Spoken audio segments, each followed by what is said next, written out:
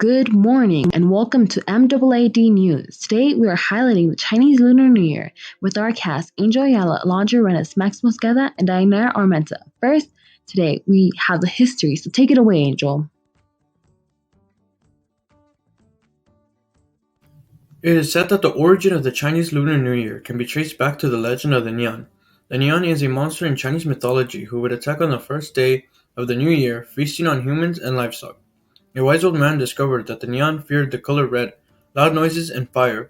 So every New Year's Eve, the villagers would wear red clothing, paste red-colored decorations on their doors, light lanterns, and burn bamboo, which caused a loud crackling sound.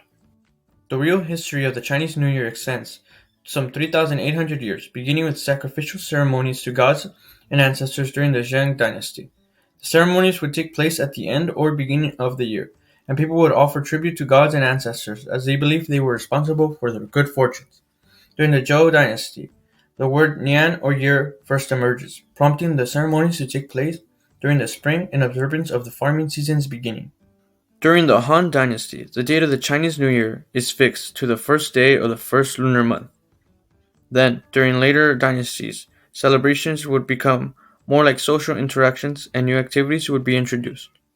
After adopting the Gregorian calendar, the New Year begins on January 1st. On the eve of the New Year, fireworks shows take place in cities. However, the Lunar New Year, or Spring Festival, begins on the second new moon after the winter solstice.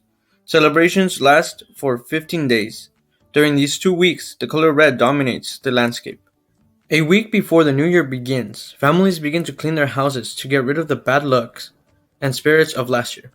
Before the new year begins, all members of a family reunite, even the ones who live outside of the country.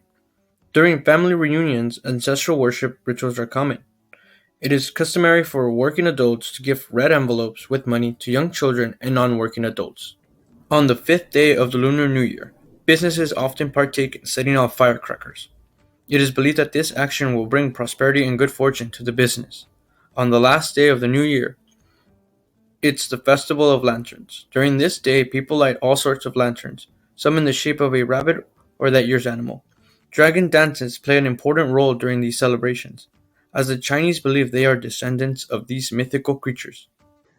I'm sure you guys at home are wondering, how is this holiday celebrated and do they have any superstitions around it?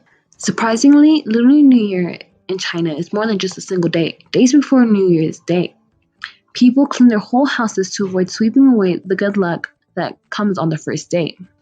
On New Year's Eve, they stay up late, have a reunion dinner, and hand out red envelopes to the kids. The next day, they continue by watching performances, lighting firecrackers, and offering stuff to their ancestors. And remember, folks, don't get a haircut the first month unless you want to curse your family. Next, we'll talk about clothes. Now, what will you wear for the big day? Wearing something appropriate for Lunar New Year is important. One can take the traditional route, where women wear cheap hals and men wear tong suits. Or more casual and just wear red or anything colorful, as long as you just don't exclusively wear black, since it is seen as bad luck. Another tip, make sure all of these clothes are brand new. Now on to Max with entertainment. The music tends to be upbeat and catchy, meant to uplift during the new year. Gongxi Gongxi tells of the end of winter and the start of spring. Many of the foods served at the dinner table for the Lunar New Year are symbolic of important values. Longevity noodles, as the name would suggest, represent long life. They are traditionally served as a single long noodle, but can also be served as several smaller ones. Fish is one of the most important dishes of the holiday, and though the species and presentation may vary across regions, it remains a homonym for leftovers, a hope for overabundance in the new year. Traditional games and activities. The most popular Chinese New Year game, without a doubt, is Mahjong. The traditional Chinese game is played using tiles and resembles the Western game Rummy. The game is usually played in groups of 4 and involves quite complex strategic and mathematical abilities. Some Chinese New Year games involving cards are meant and designed to predict the player's fortune in the coming year. Particularly during the Spring Festival, it is common for parents or grandparents to read the fortunes of their children using playing cards. There are many different ways in which cards can be arranged in order to predict good or bad fortune in particular months of the new year. Lunar New Year symbol. 2021, we ring the year of the ox, one of the 12 animals in the Chinese zodiac.